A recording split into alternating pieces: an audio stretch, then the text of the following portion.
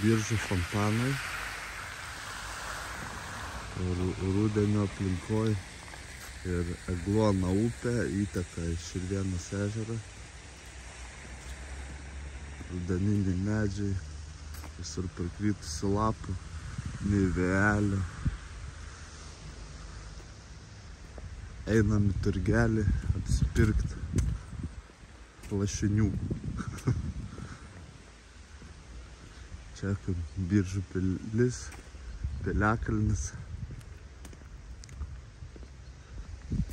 Parkavimas vietos, prašom, galite atvykti, pasivaikščioti po rudeninį Biržų miestelį.